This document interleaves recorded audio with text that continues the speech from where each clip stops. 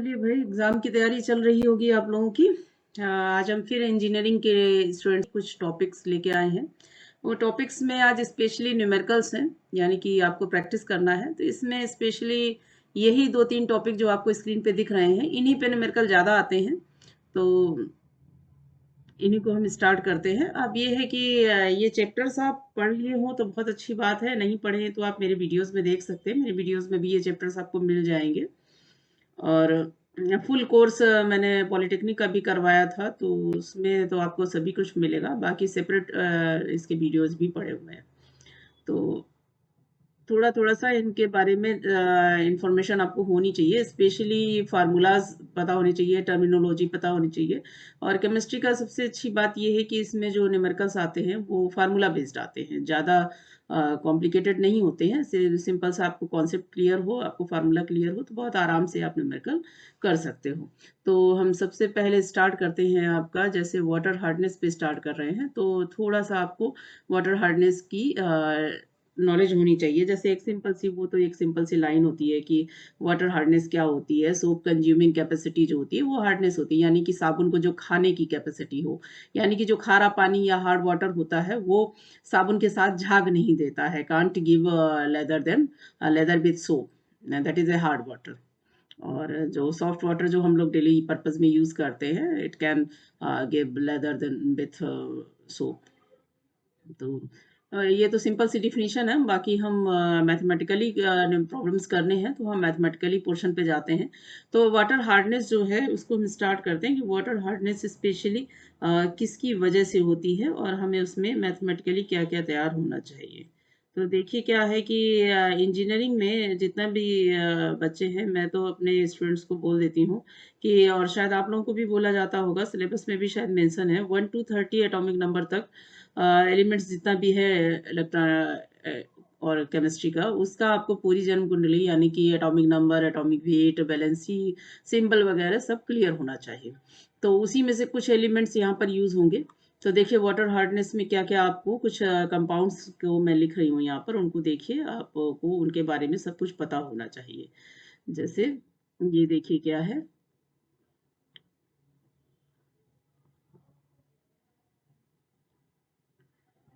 Calcium bicarbonate, magnesium bicarbonate. नाम मैं लिख नहीं रही हूँ, नाम मैं बोल रही हूँ। जिसको तैयार ना हो वो अपना साथ में लिख ले इसी के, और नहीं याद है तो आप लिख लीजिए। और जिसको याद है उसको अच्छी बात है, नहीं याद है तो आप लिख लीजिए। मैं नाम लिखूंगी नहीं, मैं नाम बोल दे रही हूँ आपको। Calcium chloride, calcium sulphate, magnesium chloride and magnesium sulphate. ये 6 साल्ट जो होते हैं ये रिस्पॉन्सिबल होते हैं आपकी वाटर हार्डनेस के लिए, जिसमें से ये बाइकार्बोनेट जो है ये टेम्परेरी हार्डनेस को दिखाते हैं। इनकी वजह से टेम्परेरी हार्डनेस होती है। और ये जो आपके 4 साल्ट हैं ये परमानेंट हार्डनेस। दोनों में डिफरेंस ये होता है कि टेम्परेरी हार्डनेस जो होती है वो बॉइलिंग से रिमूव की जा सकती है, इसको रिमूव नहीं कर सकते हैं। इसके लिए कुछ केमिकल फार्मूला टेक्निक जैसे जियोलाइट वगैरह यूज़ करते हैं, सोडा लाइम वगैरह ये सब यूज़ करते हैं। तो सबसे पहले हमको इन ये जितना भी एलिमेंट है इन सब का atomic number, atomic weight complete तैयार होना चाहिए, जिससे हम इनके मॉलिक्यूलर वेट और इक्विवेलेंट वेट निकाल सकें। बैलेंसी भी तैयार होनी चाहिए, तभी आप इक्विवेलेंट वेट भी निकाल पाओगे। तो चलिए पहले तो थोड़ा-सा हम इनके मॉलिक्यूलर वेट कैलकुलेट करना सीखते हैं, क्योंकि हमें वाटर हार्डनेस निकालनी है तो उसके लिए बहुत ज़रूरी है। क्योंकि एक लाइन ये भी ध्यान रखनी है कि वाटर हार्डनेस जो है ये हमें कैल्शियम कार्बोनेट के फॉर्म में ही निकालनी पड़ती है। तो कैल्शियम कार्बोनेट के फॉर्म में इसलिए निकालते हैं कि क्योंकि जो कैल्शियम कार्बोनेट का इक्विवेलेंट वेट है वो 50 होता है, और जो एटॉमिक वेट है, मॉलिक्यूलर वेट है वो 100 होता है। तो कैलकुलेशन में ईज़ी रहता है थोड़ा-सा, और ये प्रेसिपिटेशन भी जल्दी देता है क्विकली, इसलिए इसका यूज़ किया जाता है। तो सबसे पहले तो हमें सीखना चाहिए या सीखना पड़ेगा कि जिसको नहीं पता उसके लिए मैं हल्का सा बता दे रही हूँ। बाई चांस जिसको पता है उसकी अच्छी बात है, जिसको नहीं पता मैं बता दे रही हूँ। मॉलिक्यूलर वेट आप कैसे निकालते हो? मॉलिक्यूलर वेट, इक्विवेलेंट वेट, मैं दोनों चीज़ें बता देती हूँ। जैसे आप इसमें से जिसका भी बोलिए। तो चलिए हम बड़े वाले का निकालते हैं, जिससे ये आपको ना लगे कि मैम ने बड़ा ईज़ी-ईज़ी बता दिया। अब क्या मतलब, बड़ा तो हमको निकालना है, कैसे निकालेंगे? तो चलिए इसका निकालते हैं, ठीक है? नंबर के साथ जितना भी एलिमेंट है उनके जितने भी नंबर प्रेजेंट है, मतलब जितना भी एलिमेंट उसमें प्रेजेंट है, सबका एटॉमिक वेट आपको ऐड करना है, प्लस करना रहेगा। तो कैल्शियम जैसे है, इसका हम लोग सब लोग जानते हैं, ये 40 हुआ प्लस। अब ये चाहे तो आप ब्रैकेट के अंदर लिख लीजिए, नहीं तो ये डबल करके इन सबको कर सकते हैं, नहीं तो आप ब्रैकेट के अंदर ऐसे ही प्लस कर लीजिए, बाद में डबल कर दीजिएगा। प्लस कार्बन का हो गया 12, ऑक्सीजन का होता है वैसे 16, लेकिन इसमें 3 है तो 3 इंटू 16 आप कर दोगे और ये होल राइज कर देंगे। अब इसको आप कैलकुलेट कर लीजिए कितना हो रहा है, जाके देख लीजिए जरा। ये तो 40 ही रहेगा, और ये प्लस हो गया कितना, ये और 40, ये हुआ 13 प्लस 48, और इसका ट्वाइस कर दीजिए और कैलकुलेट करके आप इसका निकाल लीजिए कितना हो रहा है। जाके मैं देखिए स्टेप वाइज एक ही करके मैं दिखाऊंगी, इसलिए मैं पूरा स्टेप वाइज आपको दिखा दे रही हूँ कि इसमें कितना होगा। जाके ये 40 प्लस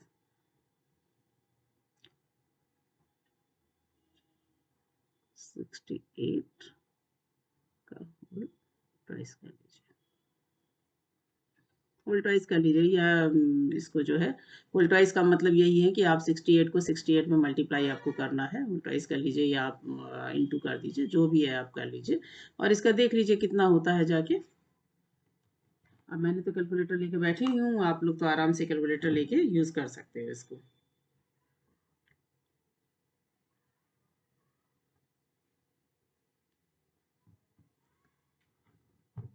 देख लीजिए, बुक्स में भी वैसे दिया रहता है, लेकिन बुक्स पे आप डिपेंड नहीं रहिए, आप अपना खुद का देखिए, खुद का निकालना आपको आना चाहिए। तो ये सबसे ज़्यादा ज़रूरी यही होता है कि कम से कम कहीं ज़रूरत पड़े तो आपको ये तो नहीं है कि आप किसी पे डिपेंड हो। तो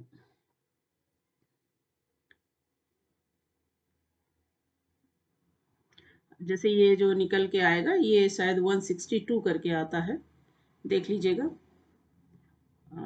मैंने कैलकुलेट नहीं किया है, मैं भी कहीं से देखकर ही आपको बता रही हूँ। इसको आप कैलकुलेटर से आप कैलकुलेट कर लीजिएगा। ऐसे ही जो मैग्नीशियम का मैं सबके बता दे रही हूँ, यहाँ पर एक कैलकुलेट करके आपको बता दिया है, बाकी आप जो है अपने आप कैलकुलेट कर लीजिएगा।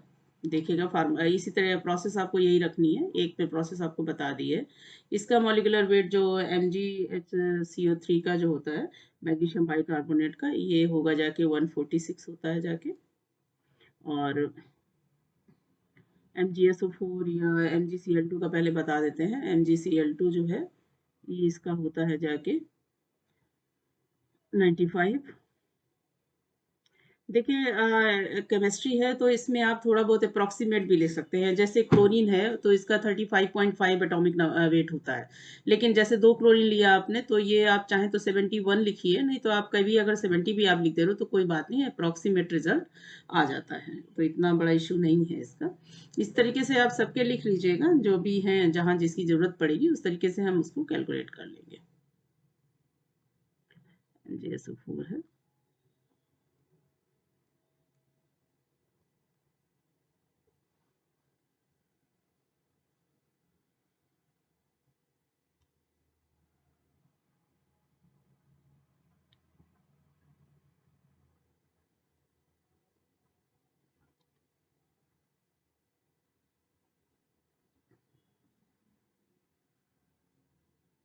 सभी के हैं, जिसके जिसके मिल जाए उनके। बाकी ये 6 जो है इनका एक बार आप तैयार कर लीजिए। एक तो आप याद भी कर सकते हो, लेकिन आप कैलकुलेट करना अगर सीख लोगे तो ज़्यादा अच्छा है। ठीक है, अब जैसे आपने ये सब मॉलिक्यूलर वेट निकल के आए, अब इसी में अगर हमें इक्विवेलेंट वेट निकालना हो तो क्या करते हैं, वो भी मैं आपको बता दे रही हूँ, इसलिए ज़रूरी है,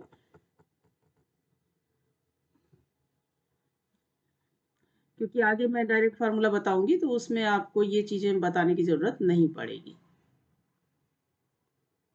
भाई पहले से ही आपने तैयार कर रखा होगा। तो इक्विवेलेंट वेट निकालते में क्या करते हैं, मॉलिक्यूलर वेट ऑब्लिक बैलेंसी लिख सकते हैं, या लिख सकते हैं cation anion, positive ion, positive charge लिखेंगे, आयन तो नहीं लिख सकते, आयन नहीं, आप लिखिए चार्ज लिखिए, पॉजिटिव और निगेटिव चार्ज। जितना भी जो है एसिडिटी, बेसिसिटी, इस तरीके से जो भी है आपका, मतलब ये कुल मिला के ये है कि जो बैलेंसी है उसका निकालना है। अब जैसे मान लीजिए हमको निकालना है ये MgCl2 का, मान लीजिए निकालना है आपको, MgCl2 का निकालना है, तो इसका मॉलिक्यूलर वेट मैंने अभी बताया आपको, जैसे ये होता है 95 होता है। क्लोरीन के हमें चार्ज नहीं देखना है, स्पेशली मैग्नीशियम का देखना है। मैग्नीशियम का होता है 2। तो अगर हम इसका इक्विवेलेंट वेट निकालेंगे तो ये 95/2 कर देंगे, तो 95/2 कर देंगे तो ये हो जाएगा, कितना हो जाएगा बताइए जरा। 2 4 जा 8, ये हुआ 15, तो ये 7.5। तो MgCl2 का अगर हम इक्विवेलेंट वेट निकालेंगे तो ये 47.5 निकलेगा। इसी तरीके से किसी का भी आपको इक्विवेलेंट वेट निकालना है तो स्पेशली जो उसमें कैटायंस हैं उनकी आप बैलेंसी देख लीजिए और उसी को लिखना है। जब कैटायंस नहीं होते हैं तब नेगेटिव चार्ज को भी हम देख सकते हैं अगर कहीं जरूरत पड़ती है। देन बाकी स्पेशली आपको देखना कैटायंस की ही बैलेंसी रहती है, कैटायंस के ऊपर कितना चार्ज है बस वही आपको स्पेशली देखना रहता है। तो ये तो हो गया इक्विवेलेंट वेट।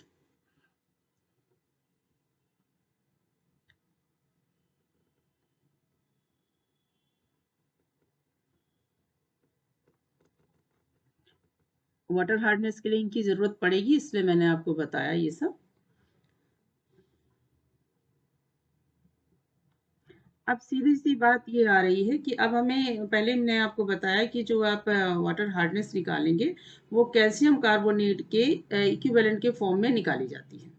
तो सीधा सीधा जो कैल्शियम कार्बोनेट का इक्विवेलेंट का फार्मूला है वो भी नोट कर लीजिए। देखिए फार्मूला बेस्ड ही केमिस्ट्री में आपके न्यूमेरिकल आने हैं। तो स्पेशली जो है आपको फार्मूले का कॉन्सेप्ट प्लस फार्मूला दोनों चीजें तैयार रखनी। मतलब ये नहीं कि खाली फार्मूला याद कर लिया, बाई चांस जरा सा भी दिमाग से स्लिप हुआ तो आप लड़खड़ा गए, क्योंकि आपको कॉन्सेप्ट नहीं क्लियर है। तो कॉन्सेप्ट भी क्लियर रखना बहुत जरूरी है।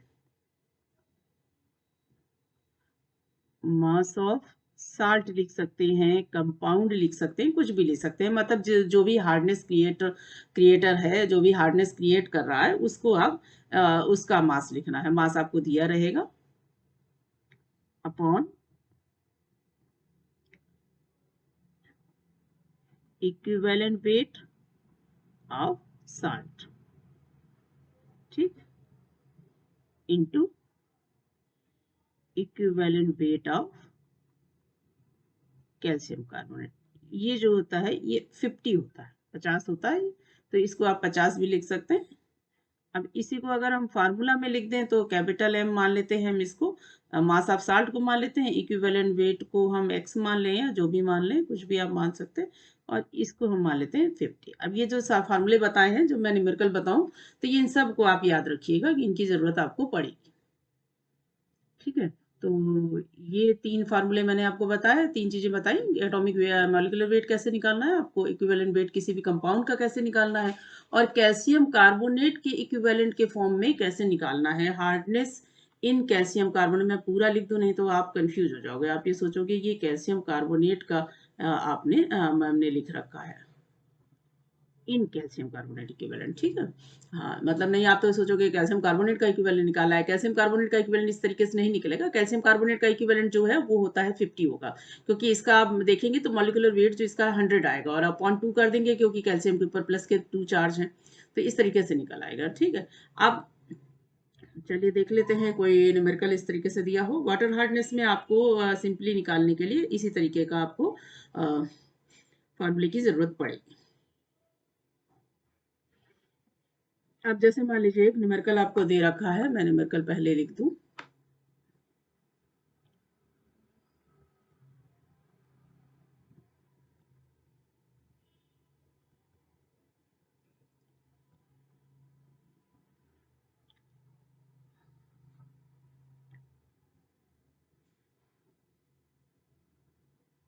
अब क्वेश्चन जैसे दिया हुआ है, सैंपल ऑफ वाटर, और शॉर्ट में मैं लिख दूंगी, कट पेस्ट करने में टाइम लगता तो मैं ऐसे ही सिंपली लिख दे रही हूँ, लिखना ज़्यादा आसान है। कहीं और से उठाएंगे न्यूमेरिकल तो उसमें टाइम लग जाएगा, इसमें जल्दी जल्दी लिख दे रहे हैं आप, देख लीजिएगा। was formed to contain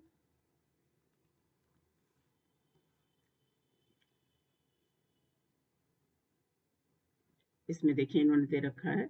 अच्छा, एक चीज़ का और ध्यान रखना है कि जैसे वो कुछ भी कहें कि आपको परमानेंट या टेम्परेरी जो भी बोलें, टोटल हार्डनेस बोलें या जो भी इस तरीके से बोल रहे हैं, तो आपको ध्यान ये रखना है कि हमारे परमानेंट हार्डनेस वाले साल्ट कौन से हैं और टेम्परेरी हार्डनेस वाले साल्ट कौन से हैं, हमें उन्हीं पे ध्यान देना है। बाकी जो साल्ट दिए हों, मान लीजिए NaCl आपको दे दिया, KCl दे दिया, आयरन का कोई साल्ट दे दिया, उसकी ज़रूरत यहाँ पर नहीं पड़ती, तो उनको हम नहीं लेंगे। हमें अपने 6 साल्ट पर ही जो 6 से कंपाउंड्स हमने बताए हैं, आपको उन्हीं पे कंसंट्रेट करना है। जैसे ही आपको हार्डनेस दी जाए तो उसमें चलिए एक फार्मूला और यूज़ होता है, वैसे मैं न्यूमेरिकल में ही बता सकती हूँ, लेकिन मैं अलग से भी वो भी लिख दूंगी वहाँ पर। तो आपको उन्हीं 6 साल्ट पे कंसंट्रेट रहना है। आपको उन्हीं 6 साल्ट से मतलब है जो परमानेंट और टेम्परेरी हार्डनेस को दिखा रहे हैं, बस उन्हीं से आपको ध्यान देना है। ये देखिए, अब है calculate permanent and temporary hardness. अगर ये टोटल बोल देते तो भी कोई दिक्कत नहीं थी, ठीक है। अब देखिए जैसे इस तरह का न्यूमेरिकल मिल रहा है, तो चलिए एक फार्मूला और है, वो भी मैं आपको ऊपर लिख दूं, जरा ऊपर लिख दूं वहीं पे, तो आप कंफ्यूज ना हो जाओ। हमारा हार्डनेस कहाँ दी हुई है, ये हार्डनेस दी हुई है, ठीक है। तो इसी को हम सही कर दे रहे हैं आपके।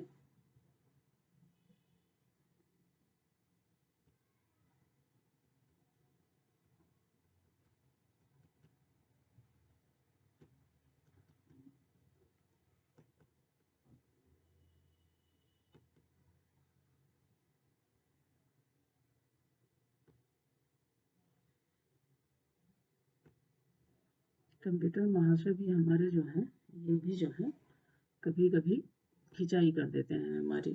चलिए कोई बात नहीं, हमको पढ़ाने से मतलब है, तो कितनी भी बाधाएं आए रास्ते में, आपको पढ़ना है, हमको पढ़ाना है, ठीक है। ये जो है परमानेंट हार्डनेस और टेम्परेरी हार्डनेस, ये होती है टोटल हार्डनेस। तो जब आप टोटल हार्डनेस निकालोगे तो आपको यही ध्यान रखना है कि परमानेंट हार्डनेस को अलग से कैलकुलेट कर लीजिए और टेम्परेरी हार्डनेस को अलग से कैलकुलेट कर लीजिए और दोनों को ऐड कर दीजिए, ठीक है ना।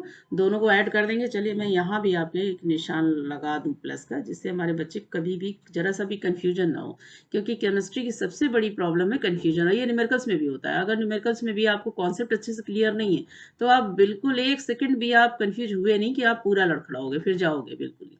क्योंकि न्यूमेरिकल में तो और प्रॉब्लम ये है कि आपका एक स्टेप भी गया नहीं कि पूरा न्यूमेरिकल चला गया, ठीक है। तो अब देखिए जरा इसमें देखते हैं क्या क्या इन्होंने दिया है। देखिए sample of water on analysis was found to contain calcium bicarbonate sulphate और magnesium sulphate, calculate permanent and temporary hardness. अब हमारे मतलब कि इसमें चीजें क्या क्या दे रखी हैं, इन्होंने दे रखा है कैल्शियम बाइकार्बोनेट, ये हमारा टेम्परेरी हार्डनेस को दिखाएगा। कैल्शियम सल्फेट और मैग्नीशियम सल्फेट हमारा परमानेंट हार्डनेस को दिखाएगा। तो बस यही हमको ध्यान रखना है कि कौन सा हमारा टेम्परेरी हार्डनेस को दिखा रहा है, कौन सा हमारा परमानेंट हार्डनेस को दिखा रहा है, बस यही ध्यान रखना है, बाकी कोई टेंशन आपकी नहीं है। अब हमने कुछ चीजें आपको बताई थी, जैसे अभी आपको बताया था कि मॉलिक्यूलर वेट, इक्विवेलेंट वेट, इस तरीके का भी चीजें जो है वो सब भी ध्यान रखनी है आपको, ठीक है। तो अब इन्होंने क्या क्या दे रखा है देखते हैं हम लोग। इन्होंने कुछ कंसंट्रेशन दे रखी है,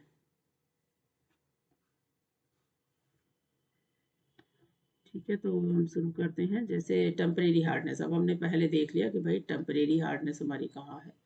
टेम्परेरी हार्डनेस, टेम्परेरी हार्डनेस के हमारे पास एक ही साल्ट है, तो हम इसी को देख लेते हैं। कैल्शियम बाइकार्बोनेट दिया हुआ है, इसी की हार्डनेस हम इक्विवेलेंट कैल्शियम कार्बोनेट के निकाल लेते हैं। तो ये देखिए क्या दे रखा है, 16.2 mg पर लीटर दे रखा है। तो बस फार्मूला हमारा रखा, ये दे रखा है 16.2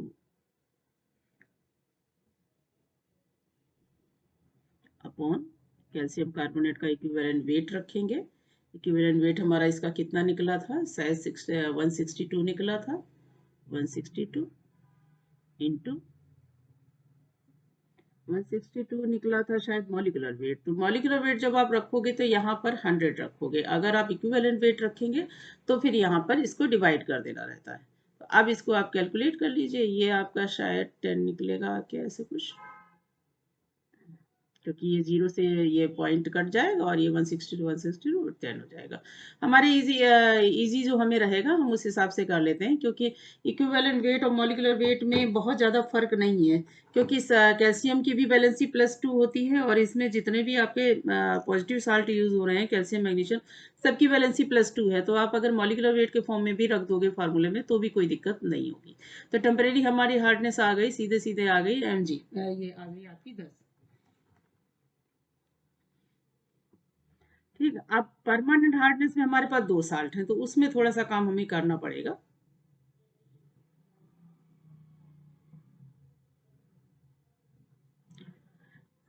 देखिए आप लोग थोड़ा सा कंफ्यूज हो सकते हैं कहीं भी, कि जैसे इस न्यूमेरिकल में क्या है कि जैसे ये mg पर लीटर में दिया हुआ है, तो आप ये कंफ्यूज हो सकते हो कि वाटर हार्डनेस जब आपको पढ़ाई गई होगी तो उसमें कुछ हार्डनेस की जो यूनिट्स बताई गई होंगी वो mg पर लीटर ppm करके बताई गई होंगी, लेकिन वो आपकी सिंपल यूनिट्स होती हैं। लेकिन यहाँ जब आप न्यूमेरिकल में कैलकुलेट करते हैं तो आपको हार्डनेस कैलकुलेट करनी है, तो वो हमेशा कैल्शियम कार्बोनेट के फॉर्म में कैलकुलेट की जाती है। तो इसलिए चाहे mg पर लीटर में दिया हो, चाहे mg में भी दिया होता, तब भी आप इसको मास ही मान के चलेंगे। इसको सपोज यही करेंगे कि ये 16.2 अगर हमारा दिया है, mg पर लीटर में दिया होता या ये mg में भी दिया होता, तो भी हम इसी तरीके से कैलकुलेट करते। ये कंफ्यूजन बच्चों को बहुत ज्यादा होता है, इसलिए मैं इस चीज को क्लियर कर रही हूँ यहाँ पर, कि जब तक आपको ये ना दिया जाए कि ये हार्डनेस जो है यहाँ पर, जैसे आपका ये न्यूमेरिकल जैसे यूज हो रहा है, sample of water on analysis was found to contain, यहाँ पर अगर इन्होंने ये दिया होता है कि ये जो mg पर लीटर में हम अमाउंट इसका बता रहे हैं, जो भी कंसंट्रेशन बता रहे हैं, तो ये जो है अगर हमारा इक्विवेलेंट ऑफ कैल्शियम कार्बोनेट में नहीं कन्वर्टेड है, तो वो हमारी हार्डनेस को नहीं दिखाएगा। तो आप कभी भी ये कंफ्यूज मत होइएगा कि हाँ mg पर लीटर है तो हम तो इसको डायरेक्ट लिख सकते हैं, नहीं डायरेक्ट नहीं लिख सकते हैं। आप उसको पहले कैल्शियम कार्बोनेट के फॉर्म में चेंज करेंगे, और कैल्शियम कार्बोनेट के फॉर्म में चेंज करने के लिए ये ऊपर जो फार्मूला मैंने दे रखा है उसको करना जरूरी है। ठीक है, तो वहाँ आप चाहे इक्विवेलेंट वेट लेंगे तो फिर आप डिवाइड कर देंगे 2 से, अगर आप मॉलिक्यूलर वेट ले रहे हैं तो आप 2 से डिवाइड मत कीजिए, ऐसा कोई जरूरी नहीं है। ठीक है, अगर कंफ्यूजन हो तो आप यहाँ पे इसमें ऑब्लिक 2 कर सकते हैं, ऑब्लिक 2 कर देंगे तब भी वो वही कैलकुलेशन आ जाएगा। मान लीजिए हम इसको इक्विवेलेंट वेट ले रहे हैं, आप कंफ्यूज ना हो जिससे, ये देखिए इस तरीके से करेंगे तो भी ये 2 2 कट जाएगा और उससे वही आंसर तब भी आपका वही आएगा। आप चलिए, परमानेंट हार्डनेस में हमारे पास 2 साल्ट हैं, एक हो गया मैग्नीशियम सल्फेट, एक हो गया कैल्शियम सल्फेट। तो भाई देख लेते हैं कैल्शियम सल्फेट की कंडीशन क्या है, बिल्कुल सेम कंडीशन वही रहेगी। ये 6.8 लेंगे और अपॉन कैल्शियम सल्फेट का जो मॉलिक्यूलर वेट होता है वो होता है 136, शायद निकलता है जाके 40 होगा, और ये 32 और ये 64 हो जाएगा। तो इस सब मिला के रखेंगे तो ये था, ये शायद 136 आएगा। 136 को या तो आप 2 से डिवाइड कर दीजिए, या फिर आप सीधे जो है अगर 136 लिख रहे हैं तो फिर अपॉन 2 करना पड़ेगा, या 100 के साथ मल्टीप्लाई कर दीजिए इसको। ठीक है, मैं इसमें डायरेक्ट कर दे रही हूँ, तो ये आपका आ जाएगा 5। ठीक, ये हो गया, और प्लस आपका जैसे MgSO4 का निकालेंगे, MgSO4 का भी सेम कंडीशन वही आ जाएगी आपकी, जैसे इसमें कितना दिया हुआ है 3.6 दिया है, तो कोई दिक्कत नहीं है, आप यहाँ 3.6 लिख लीजिए अपॉन ये जैसे आप कर लीजिए 120। MgSO4 का शायद 120 होता है, 120 होता है, और आप इसमें 100 कर लीजिए। ठीक, अब इसको कैलकुलेट करेंगे तो भी आंसर आपका आ जाएगा 3।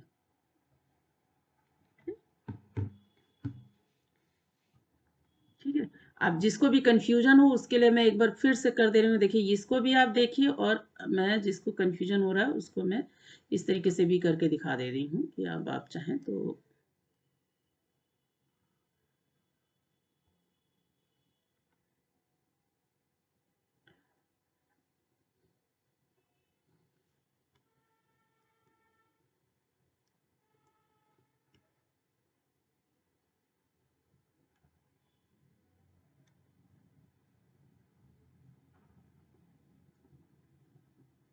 यहाँ पर जैसे ये आपने किया, तो मैं MgSO4 को देखिए, आप इसको भी देख लीजिए, लेकिन मैं इसको हटा के भी फिर से आपको इक्विवेलेंट वेट के फॉर्म में दिखा देती हूँ। जैसे ये हो गया 3.6 हो गया, और अपॉन ये 120 था, तो 120 को आप 60 लिख लो यहाँ पे, और इंटू यहाँ 50 लिख लीजिए। आंसर तब भी आपका वही अप्रोक्सीमेट कितना लगभग आ रहा होगा देख लीजिएगा, कैलकुलेट करके आप इसको निकाल लीजिएगा। शायद 3 आ रहा है आंसर, 3 करके ही निकाल लीजिए, जो भी आएगा कैलकुलेट कर लीजिएगा।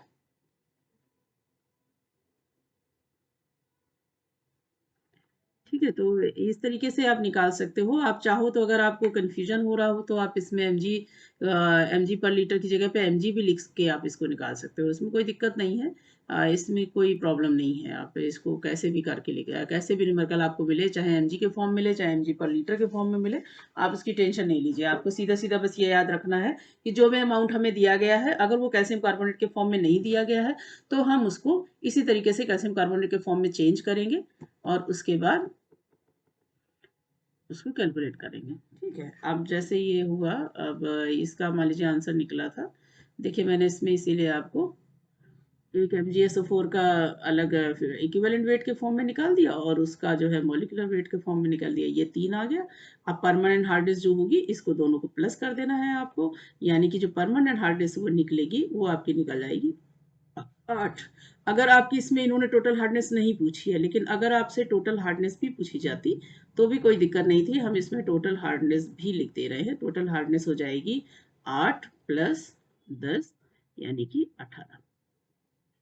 ठीक है, और ये कैल्शियम कार्बोनेट के फॉर्म में आती है। चलिए मैं इसी न्यूमेरिकल को अपनी तरफ से उसमें ऐड कर दे रही हूँ। न्यूमेरिकल तो नहीं कह रहा है बुक में जो ऐसे दिया हुआ है न्यूमेरिकल, लेकिन मैं अपनी तरफ से इस न्यूमेरिकल में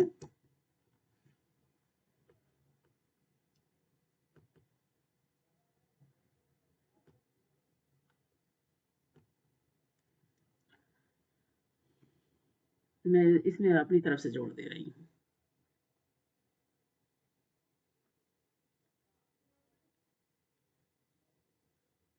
जिससे आप एक ही न्यूमेरिकल में सारी चीजें सीख लेंगे।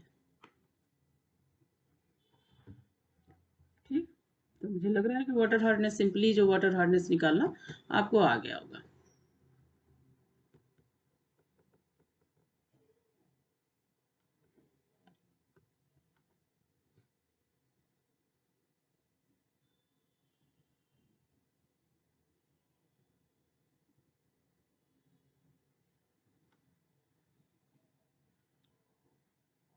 आप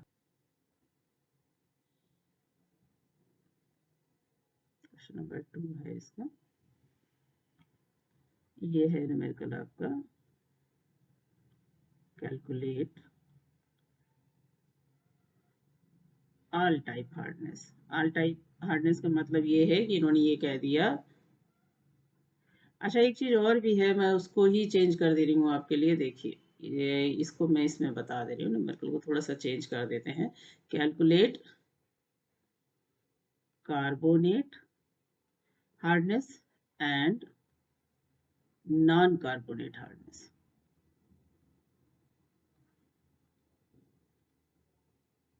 hardness and total hardness.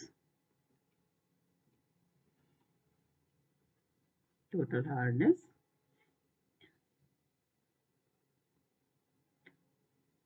of given sample contain। इसमें क्या क्या इन्होंने कंटेन किया हुआ है देखिए जरा, क्या क्या है इनके पास। न्यूमेरिकल को देखिए तोड़ मरोड़ के देते हैं, आप केवल अपने कंफ्यूजन से लड़ लीजिएगा, अपना कॉन्सेप्ट क्लियर रखिएगा, बाकी कोई टेंशन नहीं है। सिर्फ केमिस्ट्री में जो सबसे ज़्यादा परेशान करने वाली चीज़ होती है वो होती है कंफ्यूजन। बच्चों का अगर कॉन्सेप्ट क्लियर नहीं होता है तो बस 2 मिनट लगते हैं कंफ्यूज करने के लिए। तो इसलिए आप इन पर बहुत ध्यान दीजिए कि आप जो भी चीज़ तैयार करिए, भले एक दिन में आप एक लाइन तैयार करिए, लेकिन जो भी तैयार करिए वो इस तरह तैयार हो कि उसमें कोई भी आ जाए आपको बिल्कुल हिला ना सके। कितना भी कोई आपको कंफ्यूज करे आप उसमें कंफ्यूज ना हो। अब देखिए इसके जरा हम अमाउंट भी लिखते चलते हैं। जैसे ये कैल्शियम कार्बोनेट है, ये दिया हुआ है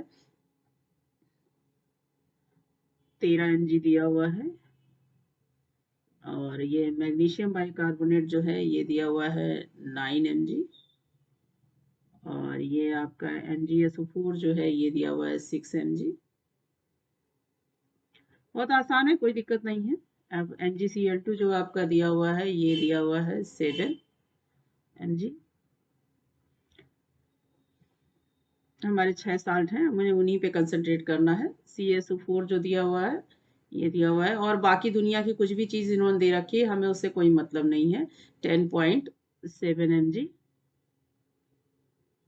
ठीक, आप देखिए ये तो सब आसान चीजें थी। आप देखिए आ रहे हैं आपको डिस्टर्ब करने वाले, ये आ गए सोडियम सल्फेट। अब भाई सोडियम सल्फेट तो हमको कहीं पढ़ाया ही नहीं गया है, तो इनसे हमको क्या लेना देना। जब ये हमको पढ़ाया नहीं गया तो हमें इन पे ध्यान देना ही नहीं है किसी पे। ठीक,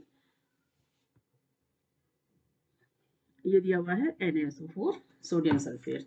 ठीक है, अब आपको किसी भी चीज पे ध्यान नहीं देना। आपको क्या ध्यान देना है, केवल हमारे जो 6 साल्ट हैं, यानी कि सल्फेट, क्लोराइड, सल्फेट, ये 3 हमारे हो गए परमानेंट हार्डनेस वाले। ये 3 हमारे हो गए परमानेंट हार्डनेस के। सबके इक्विवेलेंट वेट निकालिए और ऐड कर दीजिए, ये हो गए टेम्परेरी। और फिर लास्ट में जो आ जाएंगे तो उनको आपस में ऐड कर देंगे। लेकिन सोडियम सल्फेट से हमको कोई लेना देना नहीं है, तो इसको आप नेग्लेक्ट कर दीजिए। ठीक, चाहे कोई भी कंपाउंड, ये आपको 6 कंपाउंड पे केवल ध्यान देना है। केवल 6 ये कंपाउंड हमारे होंगे तभी हमारा हार्डनेस कैलकुलेशन होगा। और बाकी कुछ भी दिया है उन्होंने, एल्युमिनियम दे दिया, सोडियम दे दिया, पोटेशियम दे दिया, आयरन दे दिया, कुछ भी दे दे हमें उससे, कैडमियम दे दें, कुछ भी दे दें, हमें उससे कोई लेना देना नहीं है। हमें उससे कोई लेना देना नहीं है। तो हमें सिर्फ ध्यान देना है अपने साल्ट्स पे। तो चलिए कैलकुलेट करना स्टार्ट करें फिर हम। अब ये हमने देख लिया। अब ये देखिए, अब जैसे हमारा सबसे पहले हम देखते हैं कैल्शियम बाइकार्बोनेट का। अच्छा, इसमें और भी एक भयानक चीज दे दी है जो आपको थोड़ा सा कंफ्यूज कर रही होगी, कार्बोनेट हार्डनेस। ठीक है, और नॉन कार्बोनेट हार्डनेस। तो आप फिर से आपको याद दिला दें, अगर आपने थ्योरी पढ़ी है तो आपको एक चीज बताई गई होगी, टेम्परेरी हार्डनेस को कार्बोनेट हार्डनेस कहा जाता है, और परमानेंट हार्डनेस जो होती है ये होती है नॉन कार्बोनेट। क्यों कहते हैं ये आपको थ्योरी में बताया गया होगा, नहीं बताया गया तो आप वीडियो देखिएगा मेरा, वहां आपको मिल जाएगा एक्सप्लेनेशन। चलिए फिलहाल हम इसको सीधे सीधे निकालते हैं। तो कैल्शियम बाइकार्बोनेट दिया हुआ है, सीधे सीधे निकालिए। अब हम ज्यादा फॉर्मेलिटीज के चक्कर में नहीं पड़ेंगे। तो ये हो गया मास है।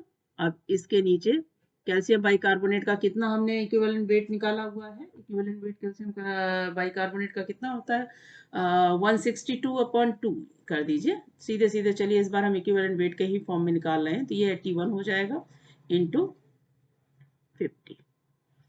इसी तरीके से मैग्नीशियम बाइकार्बोनेट का निकालेंगे, ये हो जाएगा SiO3 का होल ट्वाइस इक्वल टू, ये हमारा कितना दिया हुआ है, ये दिया है 9, ये हो गया 9 अपॉन, अब मैग्नीशियम बाइकार्बोनेट का होता है 146, तो 146 को हम लिख सकते हैं 72। 146 मॉलिक्यूलर वेट होता है ना।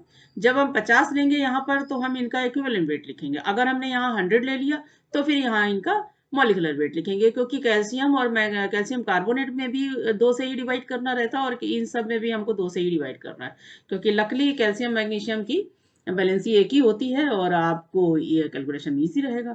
आप जब परमानेंट में निकालेंगे तो इसमें भी वही चीज है, MgSO4 का निकालेंगे तो कितना हो जाएगा, MgSO4 6 दिया है हमारा, 6 हो गया अपॉन MgSO4 का जो होता है वो 120 होता है, तो हम यहाँ पर 60 ले लेते हैं और ये हो जाएगा 50। कोई कंफ्यूजन, कोई प्रॉब्लम हो तो आप हमको मैसेज कर सकते हो, मैं दोबारा से समझा दूंगी इसको। अभी ये पार्ट 1 बन रहा है, एक और हम बनाएंगे वीडियो इसी पे, क्योंकि ये काफी बड़े चैप्टर हैं और इतनी आसानी से तो नहीं होना है इनको। कैल्शियम सल्फेट, कैल्शियम सल्फेट का अमाउंट हमारा दिया हुआ है 10.7। तो 10.7 को कभी कभी अच्छा क्या होता है कि केमिस्ट्री में अप्रोक्सीमेट आंसर होता है, तो आप जैसे 10.7 है, नियर अबाउट 11 है, तो आप इसको नियर अबाउट 11 भी कैलकुलेट कर सकते हो।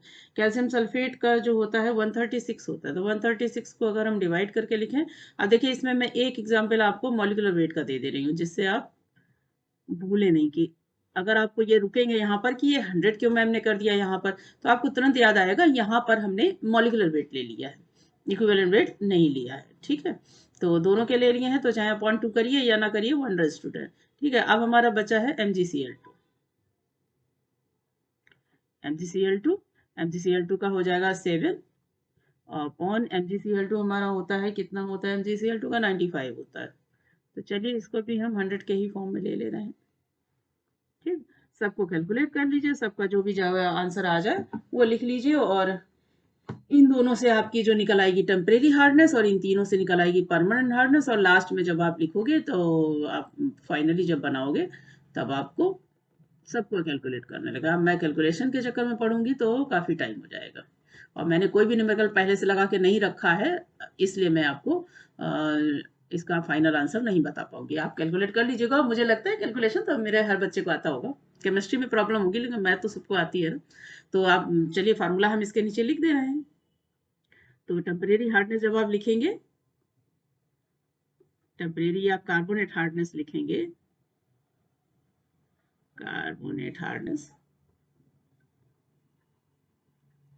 कार्बोनेट हार्डनेस आप लिखेंगे तो इसमें क्या करेंगे, ये कैल्शियम बाइकार्बोनेट और प्लस मैग्नीशियम बाइकार्बोनेट, इसको ऐड कर लीजिएगा। परमानेंट लिखेंगे, परमानेंट और नॉन कार्बोनेट।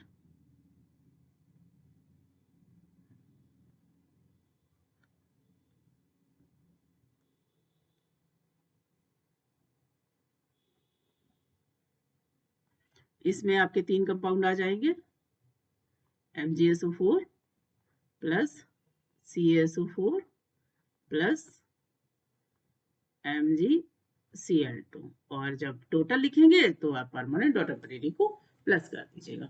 ठीक है, कैलकुलेशन भाई आप लोग कर लीजिएगा, कैलकुलेशन के बारे में नहीं बता रही हूँ यहाँ पर। ठीक, तो ये हो गया वाटर हार्डनेस।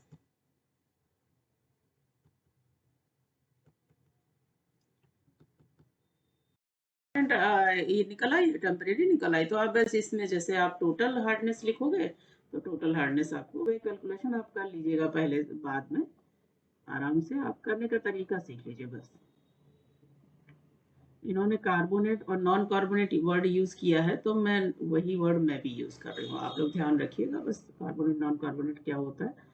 बीटेक का क्या है ना कि यूनिवर्सिटी का कोई भरोसा नहीं, वो कौन सी लैंग्वेज कहाँ से उठा ले। जैसे कार्बोनेट नॉन कार्बोनेट वर्ड अगर यूज होता है तो हम उनको मना नहीं कर सकते हैं, वो न्यूमेरिकल में इस तरीके की लैंग्वेज यूज कर सकते हैं। तो आप दोनों चीजें क्लियर रखिए, चाहे परमानेंट और टेम्परेरी के नाम से पूछा जाए या नॉन कार्बोनेट कार्बोनेट के नाम से पूछा जाए, आपको तैयार होना चाहिए। ठीक है, तो ये तो हो गया वाटर के न्यूमेरिकल हो गया। अब हम चलते हैं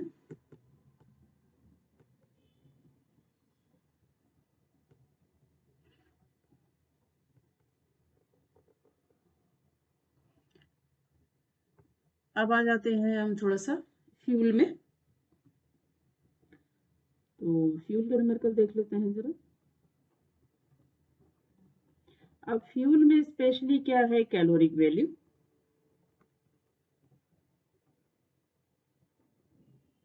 ठीक, अब कैलोरिक वैल्यू में है जीसीवी एलसीवी, तो बहुत ज़्यादा मैं इसके बारे में नहीं बताऊंगी। कैलोरिक वैल्यू आपको याद होगी, कैलोरी मान हिंदी में बहुत पढ़ते हो आप, कि 1 ग्राम फ्यूल को बर्न करने पे जो हीट प्रोड्यूस होती है उसको कहते हैं कैलोरिक वैल्यू या कैलोरी मान।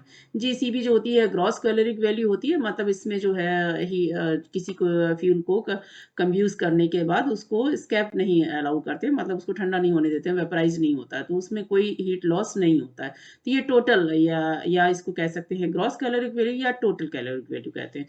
मैक्सिमम इसी को कैलकुलेट किया जाता है। तो एक तो होती है जीसीबी, एक होती है एलसीबी या एनसीबी कह सकते हैं उसको। तो इनके फार्मूले जो हैं वो क्लियर कर लीजिए। अब जीसीबी या एनसीबी, तो मैं ऐसे करती हूँ, एक फार्मूला यहाँ पर बता देती हूँ। एक तो ये फार्मूला सबसे पहले आप याद रखिए, GCV equal to NCV plus latent heat. ठीक, तो latent heat L equal to क्या है, लेटेंट हीट। ठीक है, तो ये फार्मूला याद रखिए। दूसरे इसमें जो है फार्मूले दो तरीके के हैं, एक तो आपके इसमें जो न्यूमेरिकल आते हैं, एक तो bomb calorimeter, calorific value calculate करने के लिए बॉम्ब कैलोरी मीटर का यूज किया जाता है। तो एक तो बॉम्ब कैलोरी मीटर का फार्मूला है, एक दिवलांग प्रोसेस का है जिसमें अप्रोक्सीमेट और एनालिसिस होती है, उसके भी फार्मूले होते हैं। तो वो फार्मूले पहले आप तैयार कर लीजिए।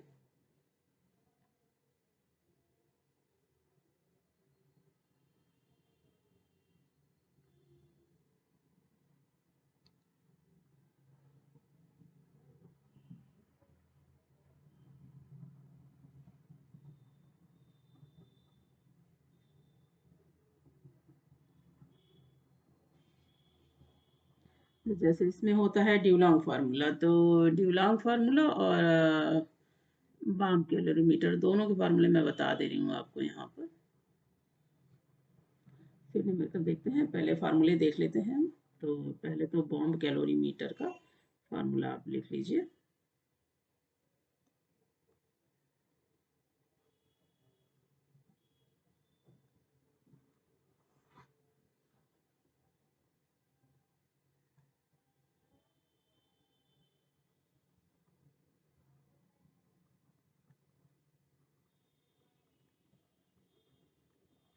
बॉम्ब कैलोरीमीटर में भी जीसीबी ही कैलकुलेट की जाती है। इसमें क्या फार्मूला होता है, GCV equal to capital W plus small W upon X, ये होगा T2 माइनस T1। पूरा कॉन्सेप्ट तो आपको पूरा पढ़ना पड़ेगा, तो कॉन्सेप्ट तो वहां से उठाइएगा, आप चाहे मेरे वीडियो में देखिए, चाहे आप बुक से तैयार करिए, जैसे भी आपको पढ़ा हो अपने उस तरीके से बॉम्ब कैलोरीमीटर पूरा पढ़ाया जाता है। तो उसमें भी पूरी प्रोसेस है, कहाँ क्या क्या क्या होता है, T2 माइनस T1 कैसे कैलकुलेट किया जाता है, ये सारी चीजें होती हैं। बट आपको यहाँ पर न्यूमेरिकल में सीधे सीधे आपको सारी चीज दे रखी होंगी, जैसे स्मॉल डब्ल्यू है तो ये वाटर का वेट है, वाटर का इक्विवेलेंट वेट है, ये वाटर का वेट है डब्ल्यू, और एक्स जो है ये फ्यूल का वेट है। T2 माइनस T1 जो है टेम्परेचर डिफरेंस है, उसमें पहले जो है सिंपल वाटर के फॉर्म में इसका हीट का टेम्परेचर कैलकुलेट किया जाता है, क्योंकि प्रोड्यूस हीट की बात हम करते हैं ना। तो यहाँ पर इनिशियल टेम्परेचर और ये फाइनल टेम्परेचर दिया रहता है उसमें वाटर का।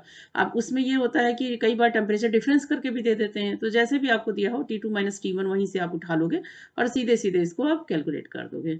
ठीक है, अब इसी तरीके से एक और चीज आपकी दे रखी होगी, ड्यूलॉन्ग फार्मूला।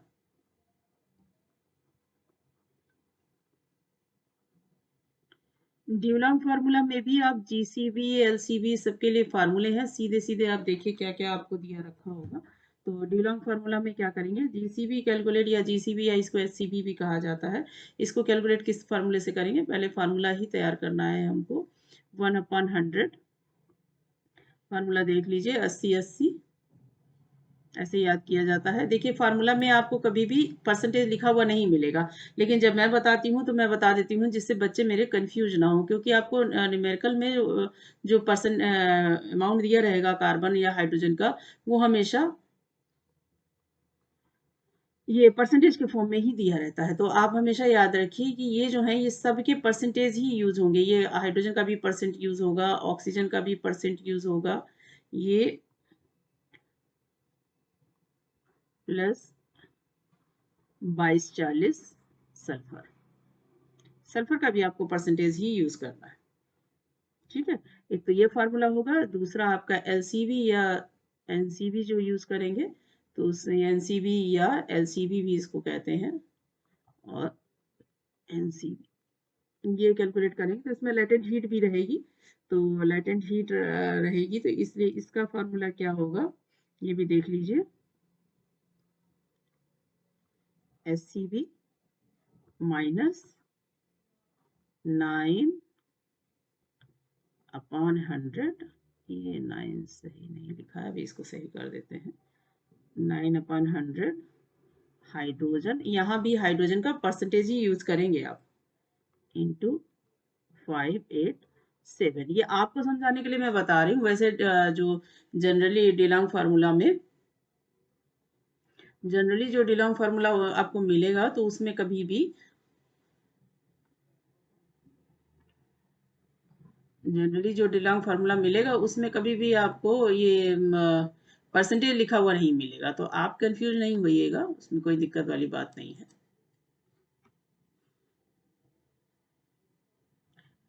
आप अपने याद करने के लिए इसको आप परसेंट के फॉर्म में ही रखिए।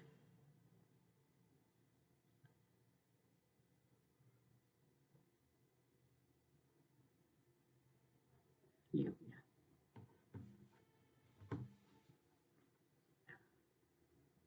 देखिए ये एक पार्ट बना रहे हैं, बहुत सारे न्यूमेरिकल आते हैं इसमें, तो एक बार में इतना क्लियर होना इतना आसान नहीं है।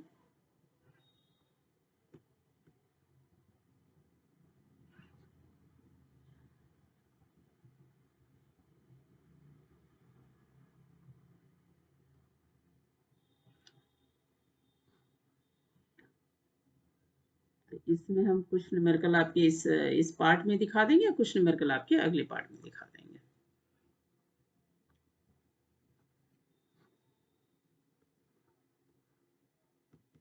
ये फार्मूले हो गए।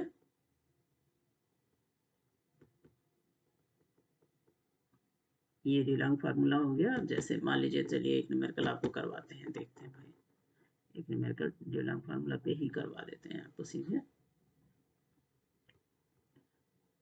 अभी हम इस वाले वीडियो में आपको फार्मूला के साथ बता रहे हैं, फार्मूला बता रहे हैं, फिर एक्सरसाइज बता रहे हैं। इसके बाद जो वीडियो बनाएंगे उसमें डायरेक्ट बनाएंगे, इसी का पार्ट 2 होगा, तो उसमें डायरेक्ट खाली न्यूमेरिकल और सीधे फार्मूले। तो न्यूमेरिकल आप यहाँ, फार्मूले आप यहाँ से तैयार करिएगा और न्यूमेरिकल उसमें आपके रहेंगे। ठीक है, जैसे अब देख लीजिए, जैसे न्यूमेरिकल आपका दिया हुआ है, आपके कुछ पेपर में भी दिया हुआ है, मैं उस वहां से भी आपको दिखा सकती हूँ। चलिए अभी तो मैं यहीं से आपको एक न्यूमेरिकल दिखा दे रही हूँ। देखिए जरा, लिया है न्यूमेरिकल, देख लीजिए क्या लिखा हुआ है। A sample of coal has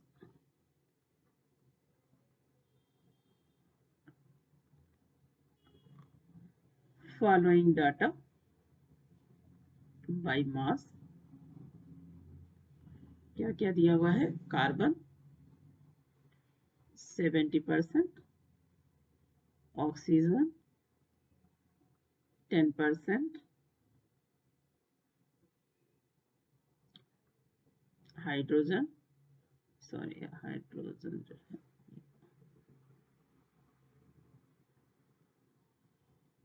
8%, और नाइट्रोजन है 3% है, और सल्फर जो है आपका ये 1% दिया हुआ है।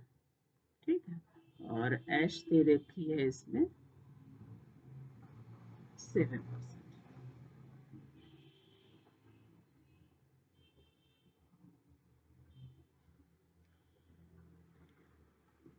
ठीक है, हमारा हो गया ये पूरा। अब इसमें इन्होंने पूछा हुआ है, वो तो फॉर्मेलिटी है, चलिए हम यहाँ लिख दे रहे हैं शॉर्ट में। हमको जो चाहिए था वो मिल गया। बाकी ये है कैलकुलेट, ये तो फॉर्मेलिटीज हैं, CB and LCB by. Numerical में आपको सब दिया होगा कि ड्यूलॉन्ग फार्मूले से कैलकुलेट करना है या किससे करना है। आप इसको सीधे सीधे लिख लीजिए, मैं बहुत ज़्यादा डिटेल में नहीं लिख रही हूँ न्यूमेरिकल, थोड़ा सा शॉर्ट में लिख दिया। ये न्यूमेरिकल कई बार पेपर में आए हुए होते हैं, कई बार बुक्स में दिए रहते हैं, तो उस तरीके से है ये। अब इसमें देखिए क्या क्या है। अब हमारा फार्मूला हम देख लेते हैं, फार्मूले के अकॉर्डिंग रख लेते हैं सीधे सीधे, बस जीसीबी निकालना, या एससीबी या जीसीबी जो भी है, आप दोनों में से कोई भी वर्ड यूज़ कर सकते हो यहाँ पर। ये हो जाएगा 1/100, और ब्रैकेट के अंदर आ जाएगा 80 80 देखिए फार्मूले में आपके क्या क्या है, फार्मूला उठाते जाइए।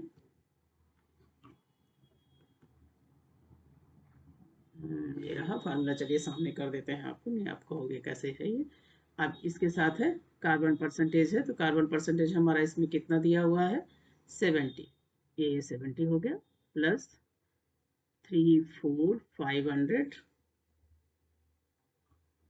ये हो जाएगा। और इसके बाद ब्रैकेट के अंदर हाइड्रोजन परसेंटेज है, तो हाइड्रोजन परसेंटेज है 8 लिख दिया, माइनस ऑक्सीजन हमारा है 10, ऊपर 10 लिख दिया, अपॉन 8 हो गया यहाँ पर, ये आ गया।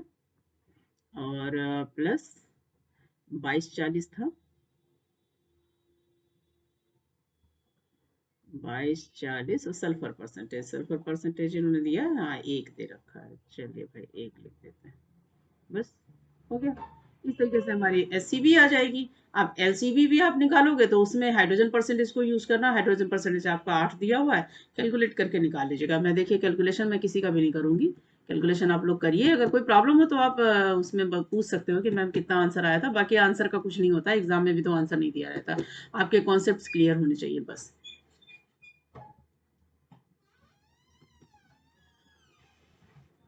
अब देखिए एलसीबी का फार्मूला भी आपको लगाना है, तो एलसीबी भी इसी में लगा दीजिए।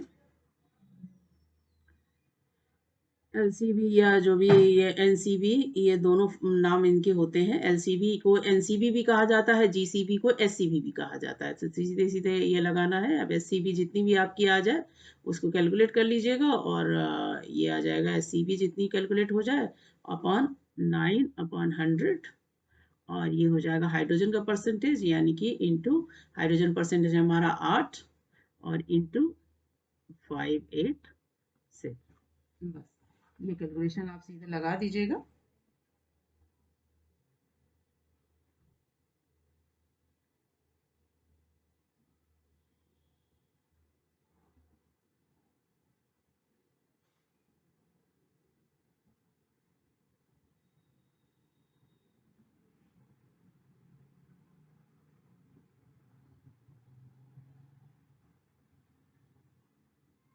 ऐसे मुझे लग रहा है कि मैंने सही लिख दिया है, कहीं कोई कंफ्यूजन नहीं होना चाहिए फार्मूले में।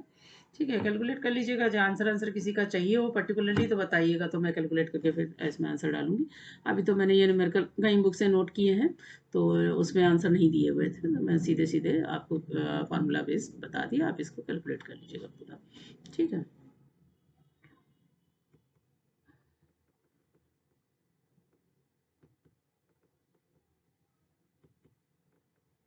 तो अब चलिए हम चलते हैं। ये तो हो गया फ्यूल। अब हमारा आता है अगला टॉपिक है हमारा, हमने बताया था आपको नस्ट इक्वेशन पे। ठीक है, तो नस्ट इक्वेशन में पहले तो हम सेल के बारे में लिख लें। तो पहला हमारा जो टॉपिक है वो है सेल। गैल्वेनिक सेल कह सकते हैं या इलेक्ट्रोकेमिकल सेल।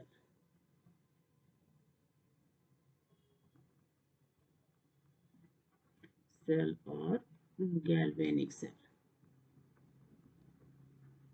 ध्यान रखिएगा, इस वीडियो में तो मैं आपको थोड़ा थोड़ा इंट्रोडक्शन फार्मूलाज का इनका सबका दे रही हूँ, लेकिन इसके बाद जो इसका सेकंड पार्ट आएगा उसमें डायरेक्ट न्यूमेरिकल होंगे, तो उसको देखने के लिए पहले इसको आपको देखना पड़ेगा। यानी कि फार्मूले आपको यहाँ से क्लियर होंगे, तभी आप वहाँ पे आगे आ पाओगे। अब इसमें देखिए गैल्वेनिक सेल ही आपके सिलेबस में है, इसलिए मैंने सीधे सीधे आपको गैल्वेनिक सेल ही बताया है। अब गैल्वेनिक सेल में होता क्या है, एनोड और कैथोड होते हैं। सेल जो होता है उसमें हम देखिए बिल्कुल हल्का सा इंट्रोडक्शन आपको दे दे रहे हैं। जैसे इसमें क्या होता है, एनोड यानी कि ऑक्सीडेशन। गैल्वेनिक सेल की ये खास बात है, एनोड जो होता है, इसका एनोड जो होता है वो निगेटिव होता है। ठीक, और इस पे होता है ऑक्सीडेशन। और ऑक्सीडेशन का मतलब होता है इलेक्ट्रॉन लूज या डोनेट। ठीक, सिंबल के रूप में आपको बता दे रही हूं मैं। इसका जो प्लस होता है वो होता है कैथोड। ठीक, ये होता है रिडक्शन के लिए, यहाँ पर होता है रिडक्शन। और ये क्या करेगा, इलेक्ट्रॉन गेन। सिंपल के रूप में आपको बताया। बाकी इलेक्ट्रोलाइट वगैरह होते हैं, उनसे आपको कोई लेना देना नहीं है, वो सब आप जब सेल पढ़ोगे तब उसकी जरूरत पड़ेगी। न्यूमेरिकल में उसको बहुत ज्यादा जरूरत नहीं पड़ती है। न्यूमेरिकल में आपको खाली एनोड पता होना चाहिए, कैथोड पता होना चाहिए। एनोड पे ऑक्सीडेशन होता है और कैथोड पे रिडक्शन होता है। ऑक्सीडेशन का मतलब क्या होता है, रिडक्शन का मतलब क्या होता है, ये। बाकी गैल्वेनिक सेल आपका अगर आपको डिटेल में पढ़ना है तो आपको पूरा वीडियो देखना पड़ेगा। जो मेरे सेल का जो वीडियो पढ़ा होगा उसको देख लीजिए, या आपने कहीं से पढ़ा हो तो भी ठीक है, कोई दिक्कत नहीं है। आप सेल अगर कहीं से पढ़े हुए हैं तो भी ठीक है, कोई दिक्कत नहीं। आप सेल रिप्रेजेंटेशन कई बार पूछ देते हैं। आप देखिए, इसलिए मैंने आपको बताया ऑक्सीडेशन इलेक्ट्रॉन डोनेट, क्योंकि कई बार सेल रिप्रेजेंटेशन पूछते हैं तो उसमें आपको बताना रहता है। तो जैसे क्या करते हैं इसमें एक फार्मूला, आप चलिए अच्छा फार्मूले में ही आपको बता दे रहे हैं, नहीं तो सेल रिप्रेजेंटेशन जैसे इसी का बता दे रहे हैं, गैल्वेनिक सेल का ही। इसमें क्या होता है, जेडन ऑब्लिक, इसमें जिंक का ही लिया जाता है, तो इसलिए ये लिखते हैं ZnSO4। और इसके बीच में लगी रहती हैं डबल ऑब्लिक। डबल ऑब्लिक का मतलब क्या होता है, सेल में डबल ऑब्लिक थोड़ी कहेंगे उसको। उसको क्या कहेंगे, साल्ट ब्रिज। इसको कहते हैं साल्ट ब्रिज। साल्ट ब्रिज जो होता है दोनों इलेक्ट्रोलाइट को ऐड करने के लिए होता है, उसको इलेक्ट्रिकल न्यूट्रलिटी बनाने के लिए। और ये हमारे एनोड लिखा हुआ है, ये हमारा कैथोड लिखा हुआ है। तो आप याद रखिए कि एनोड इस साइड आपको लिखना है, कैथोड इस साइड लिखना है, यानी कि यहाँ पर ऑक्सीडेशन लिखना है, यहाँ पर आपको रिडक्शन लिखना है। इसी सेल को अगर आप रिप्रेजेंट आयन के फॉर्म में करना चाहें तो ये इस तरीके से हो जाएगा। हम जान रहे हैं इसमें सल्फेट है, तो इसका मतलब जिंक हमारा +2 में कन्वर्ट हो रहा है। ये देखिए +2 में कन्वर्ट होना मानिए कि इलेक्ट्रॉन डोनेट किया, ये ऑक्सीडेशन को दिखा रहा है। यहाँ देखिए ये प्लस के चार्ज पहले हैं, बाद में ये न्यूट्रलाइज हो गए, यानी कि यहाँ पर रिडक्शन हो गया। तो ये सेल रिप्रेजेंटेशन को आप इतना सीख लीजिए। और क्या फिर करना है सेल में, और क्या सीखना है? देखिए यहाँ हम आपको वही चीजें बताएंगे जिसका यूज आपको न्यूमेरिकल में है।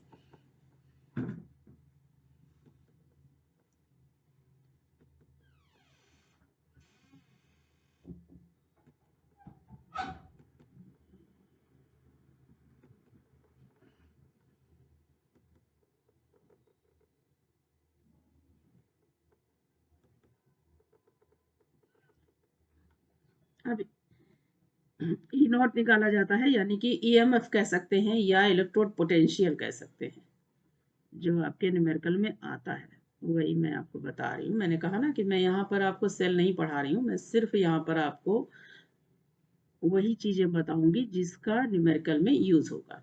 ठीक, ये इलेक्ट्रोड पोटेंशियल और ईएमएफ ये निकालते हैं, तो इसको किस तरीके से निकालेंगे? ई नॉट निकालेंगे, तो ये इसका फॉर्मूला क्या होता है? ई कैथोड माइनस ई एनोड। अब आपने अगर ऊपर पढ़ लिया है एनोड पे ऑक्सीडेशन, कैथोड पे रिडक्शन, तो आप याद रखिएगा कि हमारा ऑक्सीडेशन पोटेंशियल जो है उसको माइनस में यहाँ लिखना है, और जो रिडक्शन पोटेंशियल है उसको यहाँ पर लिखना। तो ये फार्मूला आपका जो है यूज होने वाला है न्यूमेरिकल्स में। ठीक, एक इसको याद रखिए।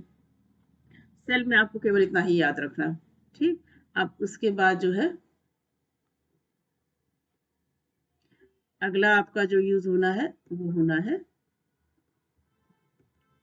Nernst equation. ठीक, चलिए वो भी बता दें पहले आपको, फॉर्मूले पहले बता दें फिर न्यूमेरिकल बताते हैं।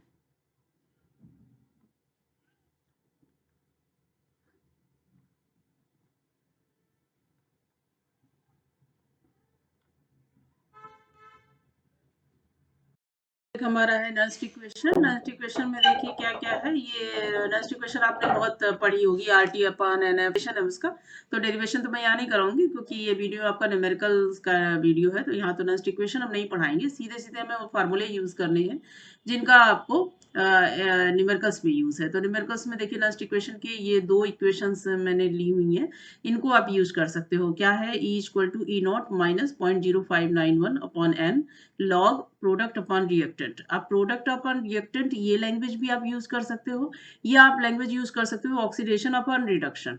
अब आपने देखा जैसे डेनियल सेल में मैंने पहले आपको बताया कि अभी इलेक्ट्रोकेमिकल सेल के बारे में बताया था, तो वहां बताया था कि उसमें जिंक और कॉपर यूज होते हैं, तो जिंक का ऑक्सीडेशन होता है और कॉपर का रिडक्शन होता है। तो आप जैसे आप मान लीजिए ये हम गैल्वेनिक सेल का देखते हैं रिएक्शन क्या होगी, फाइनल रिडॉक्स रिएक्शन में ही मैं आपको सीधे सीधे दिखा रही हूँ इसमें।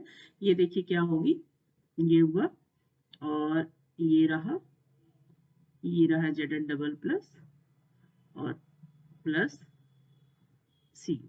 ठीक है, इसमें दो इलेक्ट्रॉन आपको दिख रहे हैं, Zn ने दो इलेक्ट्रॉन डोनेट किए तो इसके ऊपर प्लस के दो चार्ज आए, कॉपर ने दो इलेक्ट्रॉन एक्सेप्ट किए इसलिए कॉपर के दोनों चार्ज डिसॉल्व हो गए। तो लेकिन अब इससे अगर हमको प्रोडक्ट या रिएक्टेंट देखने हो तो हमारे प्रोडक्ट में आ जाएगा Zn प्लस का जो कंसंट्रेशन होगी, और Cu प्लस डबल प्लस जो होगा ये हमारे रिएक्टेंट में चला जाएगा। चाहे आप ऑक्सीडेशन लेके चलिए तो मतलब ये होगा कि Zn प्लस जो है हमारा ऊपर रहेगा और Cu प्लस जो है ये नीचे रहेगा। अब यहाँ पर एक चीज और भी है, बहुत से बच्चों को हो सकता है ये चीज ना पता हो। ये जो ब्रैकेट बड़ा ब्रैकेट लगा हुआ है ये किसको शो करता है? अगर आपने एक्टिव मास कभी पढ़ा हो तो आपको याद आएगा, ये मोलर कंसंट्रेशन को दिखाता है। यानी कि यहाँ जो हमें ये ब्रैकेट के अंदर लिखने का मतलब क्या है यहाँ पर, कि इसमें हमको मोलर कंसंट्रेशन इनकी लिखनी है, जो भी हमारा प्रोडक्ट का लिखना है चाहे रिएक्टेंट का लिखना है। अच्छा, ये रिएक्शन दिखाने का मेरा एक रीजन और भी है, मैं इसलिए भी दिखा रही हूँ कि कभी कभी नॉन्स्ट इक्वेशन जो है हाफ रिएक्शन में पूछ ली जाती है। मान लीजिए आपसे कभी इस तरीके की रिएक्शन हो रही है, इस तरीके से पूछी जा रही है Zn equal to Zn double plus, खाली इस तरीके से दिया गया, प्लस दो इलेक्ट्रॉन इसमें निकलेंगे, इस तरीके की रिएक्शन दी गई, तो अभी आप परेशान नहीं होंगे, आप कंफ्यूज नहीं होंगे कि हम इसमें क्या करें। तो इसमें हमें क्या करना है कि ये Zn डबल प्लस जो है ये हमारा प्रोडक्ट है। ठीक है, अब कंसेंट्रेशन हमको किसकी दी है उस हिसाब से हमें काम करना है। ठीक है, तो इसमें 1/Zn करके कर सकते हैं, या Zn प्लस को आप ऊपर ले लीजिए, जैसे कंसेंट्रेशन दी हो उसके हिसाब से आप इसकी कंसेंट्रेशन लिख देंगे। ई नॉट इसमें स्टैंडर्ड इलेक्ट्रोड पोटेंशियल है, या ईएमएफ के फॉर्म में भी लिख सकते हैं, ये आपका ईएमएफ है। ठीक है, एन जो है नंबर ऑफ इलेक्ट्रॉन्स है, तो ये फार्मूले आपको पढ़ाए गए होंगे, मैं यहाँ पे सिर्फ इंट्रोडक्शन दे रही हूँ, बाकी इसके फिर न्यूमेरिकल करेंगे तब आप देखेंगे। ठीक है, तो अब हम एक न्यूमेरिकल जो है इसका कर लेते हैं। इलेक्ट्रोकेमिकल सेल का भी फार्मूला आपके पास पहुंच गया है, गैल्वेनिक सेल का क्या तो निकालने का, और इसका भी। तो एक न्यूमेरिकल आपको करवा दे रही हूँ इसमें से, जिसमें आपको नस्ट इक्वेशन की भी जरूरत पड़ेगी और इलेक्ट्रोकेमिकल सेल के फार्मूले की भी जरूरत पड़ेगी।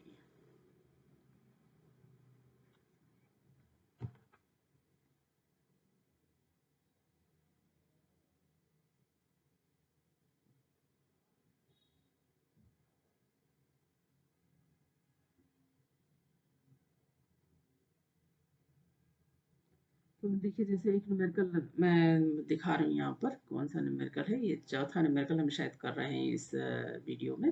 तो ये क्या है, देख लीजिए। Cell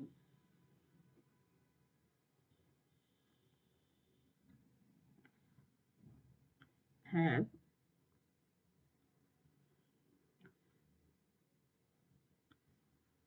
copper rod in 0.01 m, ये सॉरी m जो है इसका, ये मोलरिटी को दिखा रहा है, तो इसको स्मॉल m ना लिख के हम इसको कैपिटल M लिख देते हैं। m कॉपर सल्फेट सॉल्यूशन, यानी कि ये कॉपर का कंसंट्रेशन दिया हुआ है, एंड जिंक रॉड इन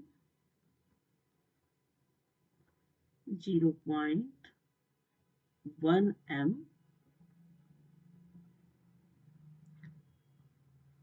तो 0.1 नहीं है इसमें, 2 है, 2m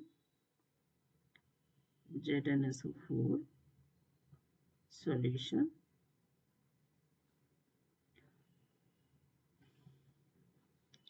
अब इसमें और क्या क्या दिया हुआ है ये देख लीजिए जरा। ECU double plus oblique CU, ये कितना दिया हुआ है, E0 ये दिया हुआ है 0.34 वोल्ट, और ये E0 zinc oblique Zn double plus ये दिया हुआ है, ये दिए रहते हैं, बाकी ये अप्रोक्सीमेट होते हैं, और ये जो इलेक्ट्रोड पोटेंशियल हैं ये हमारे ECS यानी कि इलेक्ट्रोकेमिकल सीरीज के अकॉर्डिंग ही दिए जाते हैं, तो इसलिए इनमें बहुत ज़्यादा फेरबदल वैसे न्यूमेरिकल्स में होता ही नहीं है। ठीक है, अब इसमें इनको क्या है, पूछा क्या है इन्होंने, कैलकुलेट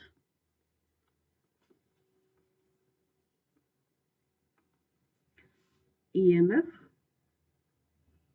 ऑफ सेल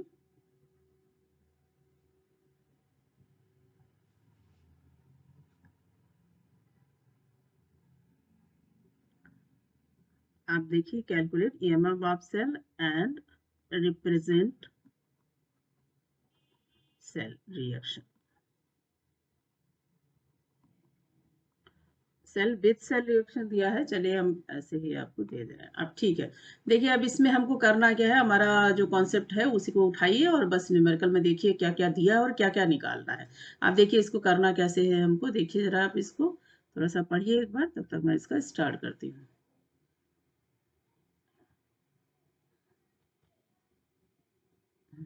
अब हमारा फार्मूला यूज करें, स्टार्ट करें। हमें चाहिए EMF निकालना है। EMF निकालने के लिए हमको चाहिए नस्ट इक्वेशन हमारी क्या है, E=E0 minus 0.0591 upon n log product upon reactant लिख लीजिए, चाहे ऑक्सीडेशन अपॉन रिडक्शन लिख लीजिए, कुछ भी लिख लीजिए।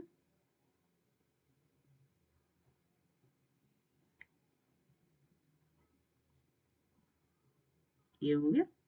अब E0 कैसे निकलेगा, इसको मैं इधर निकाल देती हूँ, देखिए इन्होंने डायरेक्ट नहीं पूछा तो हम यहाँ निकाल दे रहे हैं, क्या आएगा E0 कैथोड माइनस ई एनोड। फार्मूला पहले मैंने बताया था, बस आराम से निकाल लीजिए। अब देखिए गैल्वेनिक सेल आपने पढ़ा है, तो अभी भी मैंने बताया आपको कि इसमें जिंक का एनोड होता है और कॉपर का कैथोड होता है। तो सीधे सीधे हम कैथोड का लिख दें। कैथोड का हमारा हो जाएगा 0.34 और माइनस, अब इन्होंने दूसरा भी माइनस में दे रखा है, तो कोई बात नहीं, जैसे दे रखा हम वैसे ही रखेंगे। हम अपना दिमाग बिल्कुल भी नहीं लगाएंगे, जैसे इन्होंने दिया है बिल्कुल वैसे ही हम रख दे रहे हैं इसमें। ये हमारा हो गया, सीधी सी बात है, ये प्लस हो जाएगा 0.77 है, ये आपका हो रहा है जाके 0. देखिए कितना होता है जाके, शायद मैंने पॉइंट गलत लगा दिया है, क्योंकि पॉइंट में तो नहीं, ये 100 से ऊपर आ जाएगा थोड़ा सा।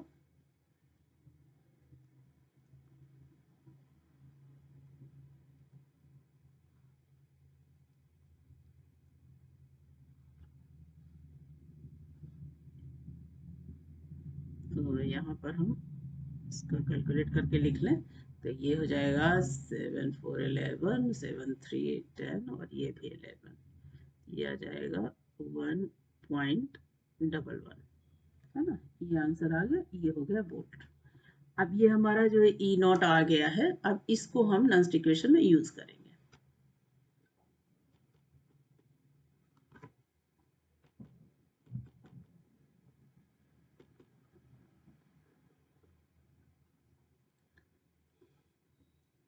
देखिए क्या क्या दिया हुआ है, ई दिया हुआ है हमारा, E equal to 1.11 minus 0.0591 upon N. अब देखिए एन निकालने का सबसे आसान तरीका इसमें देख रहे हैं, दोनों के ऊपर प्लस के 2 चार्ज हैं, जिंक के ऊपर भी कॉपर के ऊपर भी, तो ये अंडरस्टूड है कि इसमें 2 इलेक्ट्रॉनों का आदान प्रदान यानी कि गेन या लॉस हुआ है। ठीक, ये लिख दिया हमने।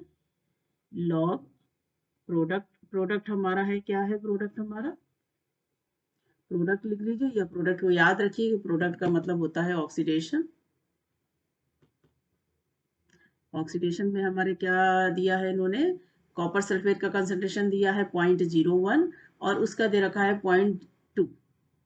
तो ठीक है, कोई दिक्कत नहीं है। 0.2 हमारा दे रखा है जिंक का, जिंक का मतलब होता है ऑक्सीडेशन, जिंक पे ऑक्सीडेशन होता है, तो जिंक ऑक्सीडेशन, तो यानी कि हम यहाँ पर लिखेंगे, ऊपर जो लिखेंगे वहां लिखेंगे 0.2, ये होगा 0.2 लिख देंगे यहाँ पर, और ये अपॉन हो जाएगा हमारा रिएक्टेंट, यानी कि ये हो जाएगा 0.01।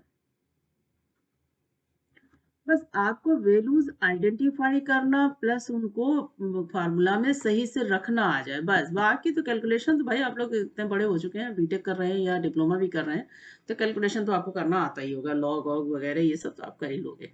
मेन बस आपको केमिस्ट्री में ध्यान यही रखना है कि आपका फार्मूला सही होना चाहिए, और फार्मूलाज में जो वैल्यूज हैं उनको अच्छे से आप आइडेंटिफाई या पहचान लेके हमको कहाँ पर कौन सी वैल्यू रखनी है और उसकी सही से पुटिंग कर दें, बस। बाकी कोई टेंशन नहीं। 0.2, बाकी आप अपना कैलकुलेशन आप करते रहिएगा, ये आ जाएगा, इसको 0.2 लिख दें, या हम अभी देखिए 0.2 और ऑब्लिक में ये 0.01 है, तो ये हो जाएगा 10 की पावर -2। तो 10 की पावर -2 नीचे रहेगा, तो हम इसको ऊपर ले जाके लिख सकते हैं 10 की पावर +2 ये आ जाएगा।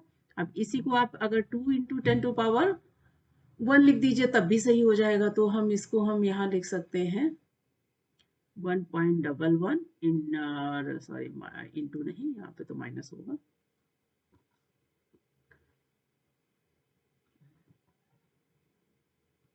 माइनस 0.0591 अपॉन 2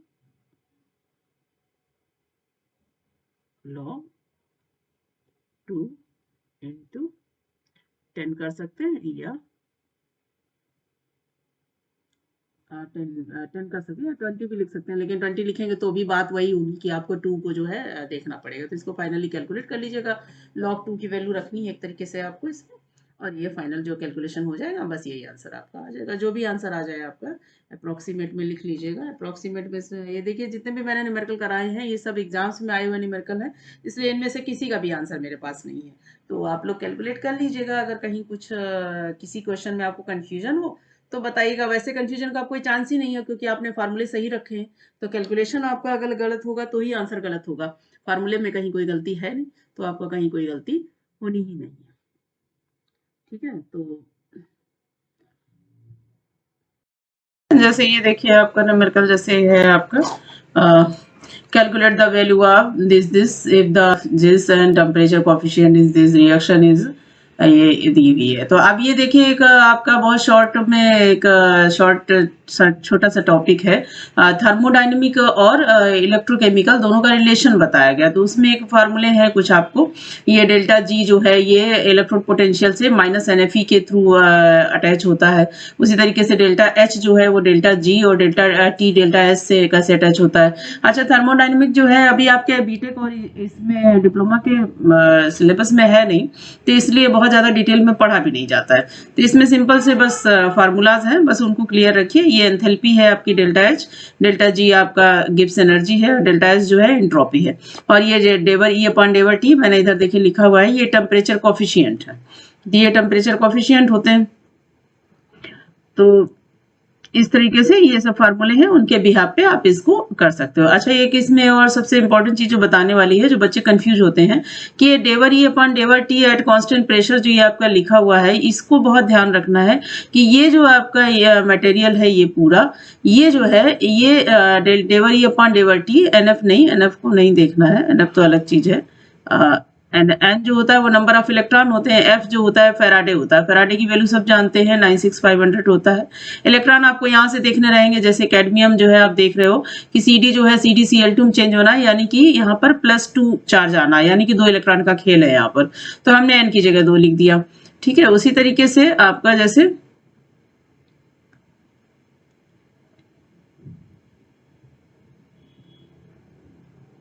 अब इसी तरीके से ये जो डेवर ई अपॉन डेवर टी है, इसका बहुत ध्यान रखना है कि ये एक कांस्टेंट वैल्यू होती है, इसमें आप अपनी तरफ से नहीं ऐड करेंगे। मतलब ये नहीं कि आप ई की जगह पे आप EMF की वैल्यू रख दो, टी की जगह पे टेम्परेचर रख दो, ये नहीं।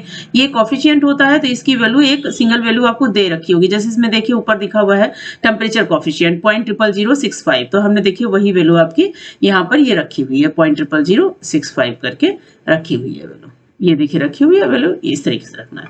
ठीक है, तो ये आपको बस ये न्यूमेरिकल करते वक्त इस चीजों का ध्यान रखना आपको जरूरी है। अब देखिए इसी तरीके कुछ और न्यूमेरिकल भी आपको मिलेंगे। अब ये देखिए, ये तो आपका ECS के बिहाफ पे है।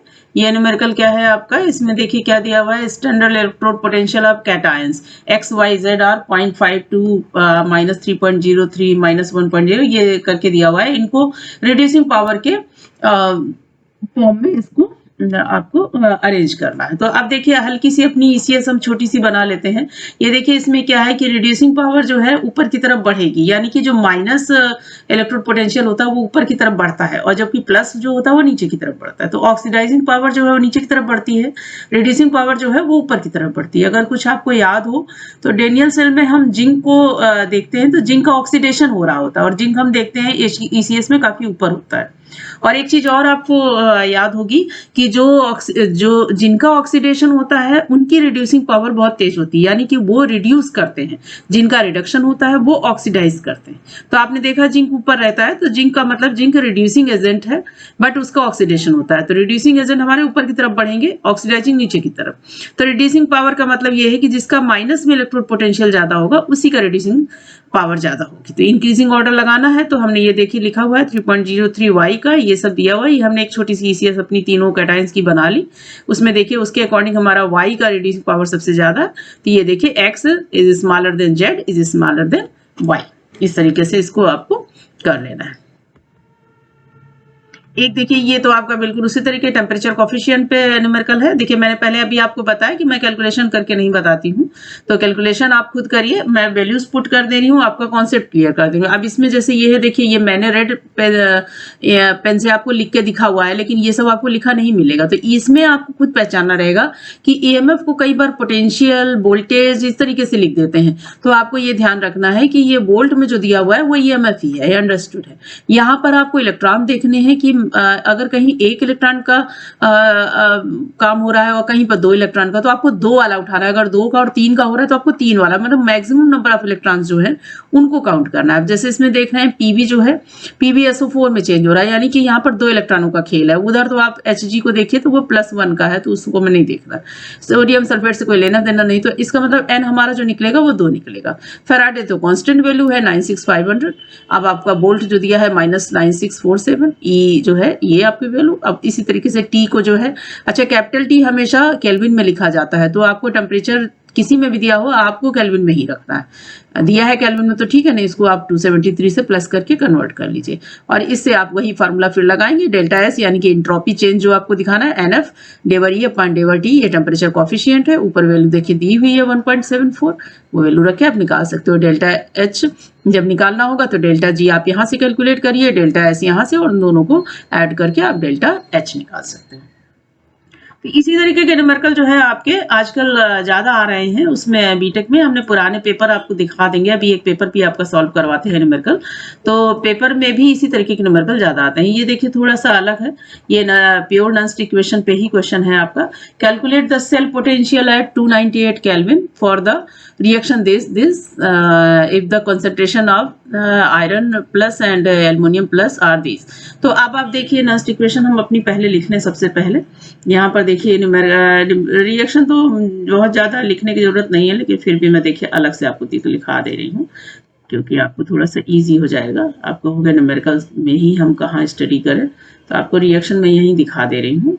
ये देखिए एल्युमिनियम +3 जो था वो एल्युमिनियम प्योर में चेंज हो गया, आयरन जो था वो आयरन +3 में चेंज हो गया। अब आपको ऑक्सीडेशन रिडक्शन मैंने स्टार्टिंग में बताया, वहीं से आपको याद आ गया होगा कि एल्युमिनियम का क्या हो रहा है, रिडक्शन हो रहा है, और आयरन का क्या हो रहा है, ऑक्सीडेशन हो रहा है। भाई प्लस चार्ज बढ़ता है तो ऑक्सीडेशन होता है, प्लस चार्ज खत्म होता है तो रिडक्शन होता है। और यहाँ पर n जो हमारा निकलेगा वो साफ साफ दिख रहा है, 3 इलेक्ट्रॉन है, तो n की वैल्यू तो हम 3 यहीं पे लिख लेते हैं।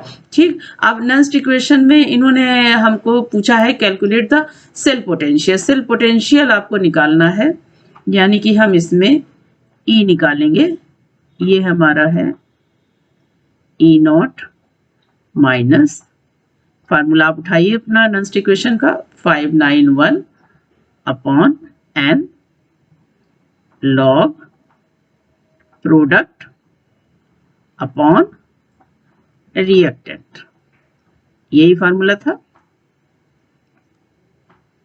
चलिए मैंने बहुत शॉर्ट में लिख दिया है, मैं इसको इस तरीके से कर दे रही हूँ आपको, शॉर्ट में ना इतना लिखें, नहीं तो वैसे मैंने ये फार्मूला आगे बताया है आपको, तो बहुत ज़रूरी नहीं है, लेकिन फिर भी मैं बता दे रही हूँ। ये रहा रिएक्टेंट,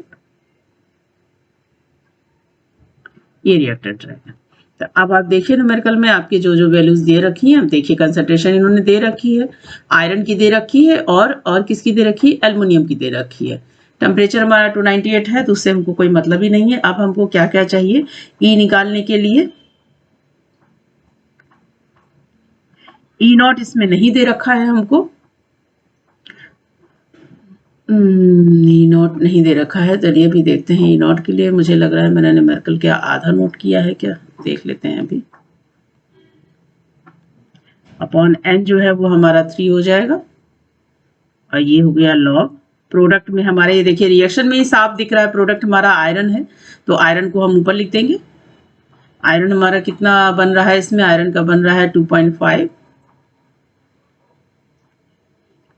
और ये बन रहा है 1.2। अच्छा केमिस्ट्री की अच्छी बात ये है ना कि यहाँ अप्रोक्सीमेट काम चल जाता है, तो इसको अगर आप कट करेंगे तो ये log 2 के फॉर्म में आ जाएगा।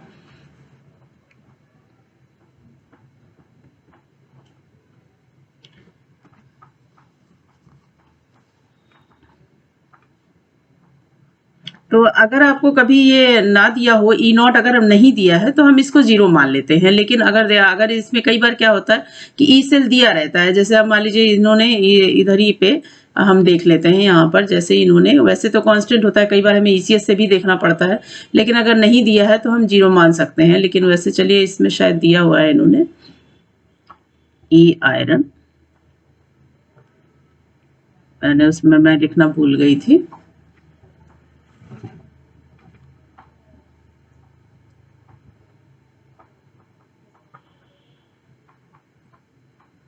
एक मिनट में देख रही हूँ, शायद ये दिया हुआ था, मैंने इसमें लिखना भूल गई हूँ मैं। ई नॉट अगर ना दिया हो तो कभी कभी परेशान नहीं होइएगा। वैसे हो सकता है कभी कभार किसी से गलती हो जाए और कोई ना दे, तो आप उसमें टेंशन नहीं लीजिएगा। अगर नहीं दिया है तो कोई बात नहीं, आप उसको जो है 0 मान के आप उसको कर सकते हैं कैलकुलेट, कोई दिक्कत नहीं।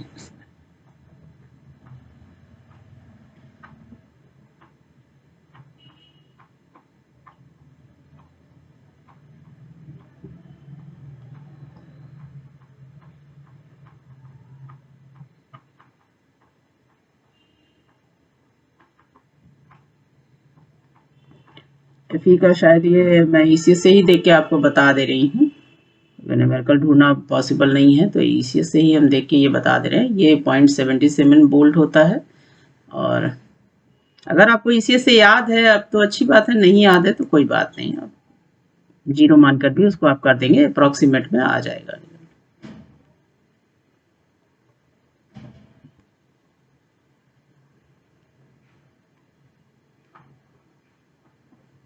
आपका इसमें एल्युमिनियम है ना, एजी नहीं है, एल्युमिनियम है।